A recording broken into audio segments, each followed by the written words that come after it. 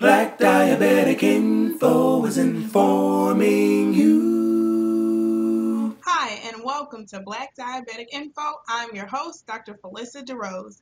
Today's show is the Kitchen Diva's Diabetic Cookbook. I'm really excited to have the Kitchen Diva on our show. She's been featured on the Dr. Oz Show, the Morning Show, the Food Network, and among other places. She's published a few cookbooks that capture the African American cuisine, and her newest cookbook is catered towards the diabetic community. Welcome, Kitchen Diva. Well, thank you so much for having me. So can you tell us a little bit about yourself and how it relates to diabetes?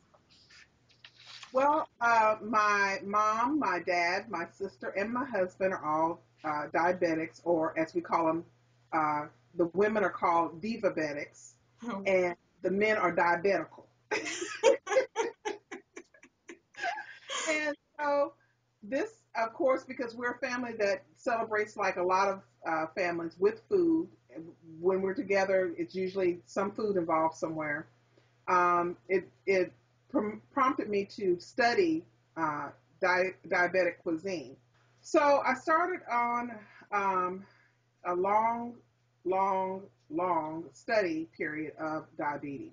Okay. And then, and I've also thought about the concept of the cookbook. And I wanted this cookbook to be bright, warm, family oriented, and not only a cookbook for diabetics, but for those who dine with them, because I don't have diabetes. Okay. And so this conception that you need to prepare one meal for diabetics and another meal for non-diabetics, and that's not true. You can just create one healthy meal, and it'll be satisfying to both the diabetic and the non-diabetic. Wow. So that's one thing that's different about my cookbook. The other thing that's different is I study foods that naturally lower your blood glucose, naturally keep your blood glucose stable. Okay. And so every recipe starts off with ingredients that are going to keep your blood glucose stable. They're not going to spike them this way or lower them that way. They just keep them level. Okay. And coming from that approach makes the cookbook friendly towards both non-diabetics and diabetics, because for non-diabetics, it's going to just be a healthy meal. For diabetics, you don't have to go to your medicine to control your diabetes as much. Not to say don't take your medicine, but it's just not, your medicine won't have to work as hard because the food is not going to spike you or make you feel, bad or cause you to be unhealthy. All right. Of the recipes, and I wanted recipes that would be familiar to people, that would be attractive and delicious and make you want to lick the page when you look at the photographs. The foods that would make you want to prepare them. And a lot of diabetes cookbooks, they're just so bland and unattractive and so clinical, and I wanted this to be a beautiful, accessible, attractive cookbook, so that whether you had diabetes or if you are a person who didn't but dine with a diabetic, you would be attracted by the recipes. Okay. One of the things I love about your show and your whole kitchen diva array of gourmet dishes is that you cook around the African diaspora. And I'm a person that I love Senegalese tibajin, Nigerian jollof rice, Haitian oxtails, Martinican accra. I could just go on around the diaspora. First cookbook was the African American Kitchen, and it followed the route of the slave trade. Mm-hmm. So there's African recipes, Caribbean recipes, Brazilian recipes, recipes from the South, modern divalicious recipes, Yeah.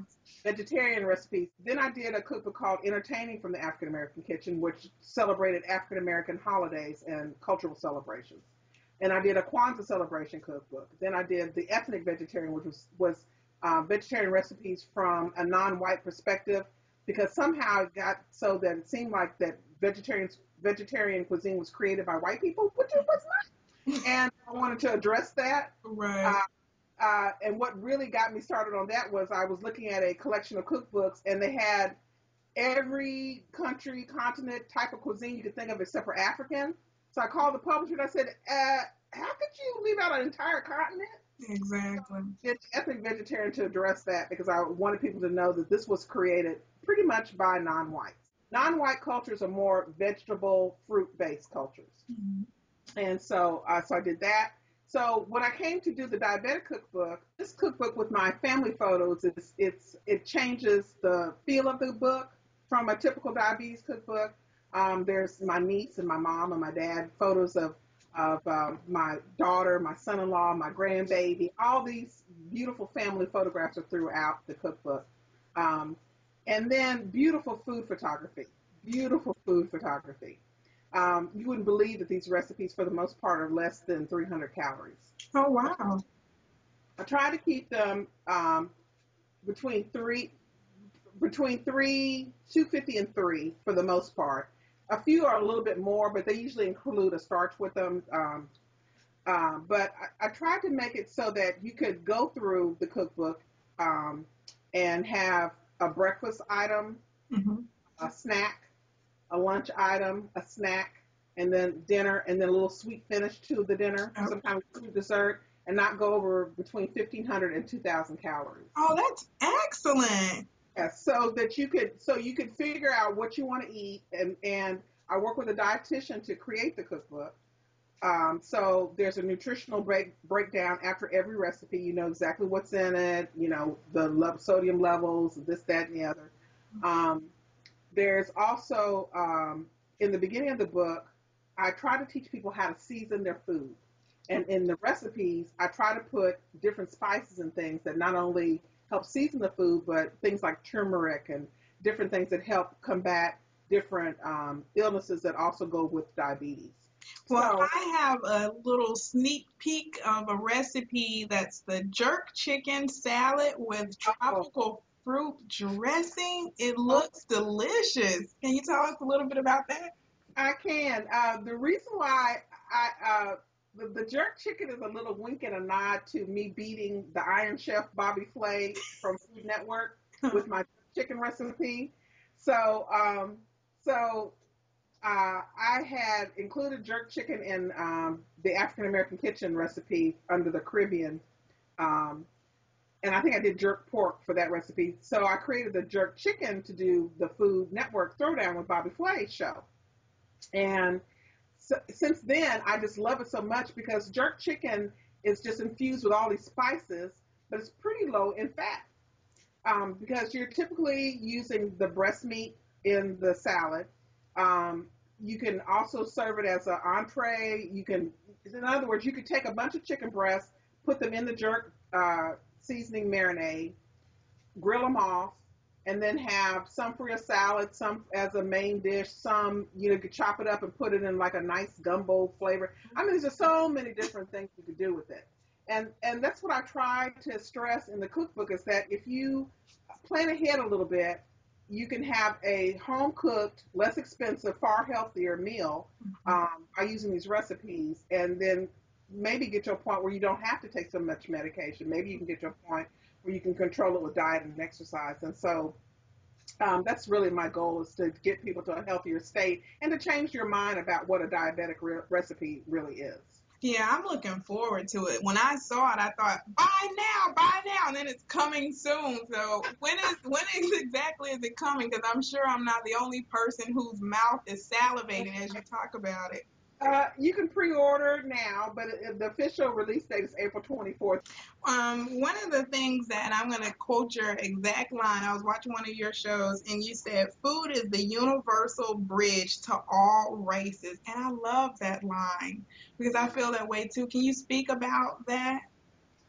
The thing about being in the profession I'm in, I realized that I had been doing all my life exactly what I wanted to do, but I never asked the Lord what He wanted me to do. Mm, I tell Him all the time what I needed from Him, but I never inquired you're uh, right. to what He wanted from me. So I had to change the way that I addressed it and look at it as a way that everybody eats. And that is why the Lord wanted me to go into this particular field because everyone eats. Yeah. Everybody may not buy a children's book, but you're going to get hungry at least once a day, probably two, three, four, 5 times a day. So this is a way for me to give my testimony in a way to everyone that I would not have been able to do had I continued to pursue my career as a children's author. So I came up with the ideas of the Kitchen Diva, which means divinely inspired, victorious, and accomplished. And those accomplishments are through Christ. And so the Kitchen Diva caught on.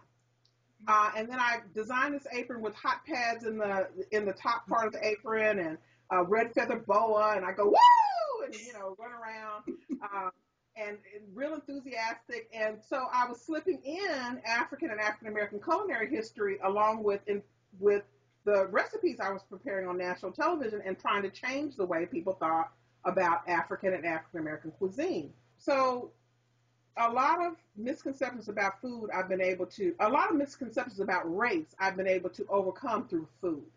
I don't even speak anything except for English and Ebonics, and I've been able to get recipes from people who only spoke Spanish, or people who, from who, really their first language was German. I've been able to get recipes from them because I know this means salt, I know. I know if they point at something, basically, if they're pointing at a different ingredient, I know, oh, so you use that in there. Oh, that's your secret. I can figure it out. And because people love to talk about food, that really met that many people that don't love to talk about food. Oh, that's excellent. Hearing you tell this story about recipes, it reminds me, once I was in a store in Paris and I had some coconut milk, and, Oh, and this woman, she was asking me what was I going to do with the coconut milk. She spoke no English, so when I asked her, parlez-vous anglais? She was like, no, and I'm like, okay. So she stayed with me 45 minutes until she figured out how that I was making a curry chicken. Oh, So I was explaining all the words. I was thinking, okay, what's the word for milk? And I was like, oh, Latin. The word for mix is melange. So I was just telling her how to cook this chicken. She was determined to get that recipe. She made me recall every bit of French I could to get this recipe. But at the end, it was such a nice experience to have that. And I made it and I took a picture and emailed it to her. And she emailed me back and said, mine didn't come out looking that good, but it tasted okay. I just love the power. I just love it. I just absolutely love it. And I must admit, I came into it kicking and screaming. I did. I came into it kicking and screaming. I was like, Lord, I'm such a good children's author. Couldn't you find something for me to do with the children's books? Someone's so down for me here. 100 children's books. Couldn't you find it? It's like, no, that's all about you. This is about me. And now that I'm into it, I have such a passion for it. I have an absolute passion for food and feeding people and teaching people about how to be healthy, because I firmly believe everyone has a right to be healthy. Everyone has a right to be healthy.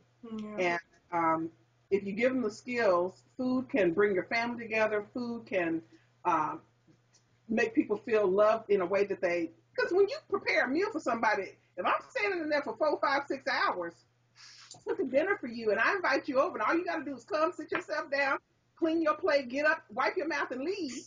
That's love. That is pure love. Pure love. Is. Yeah, so, and I've loved my husband through food for the last few years. He wasn't eating so well the first few, but I tried to make it up the last few. Well, I would like to say, on behalf of those who enjoy African American cuisine and have enjoyed your first cookbooks, thank you. And from the diabetic community, I would like to say we are so anticipating this next cookbook. Right. And remember, from the Black Diabetic info website, if you go to links and books, you'll see a link there where you can purchase the book. And so this concludes our show today. I would like to say thank you. And for you, if you're diabetic, remember you're diagnosed but not defeated. Black Diabetic Info is informing you. If you would like to sponsor an episode of Black Diabetic Info and see your ad here, please visit the contact page for more information.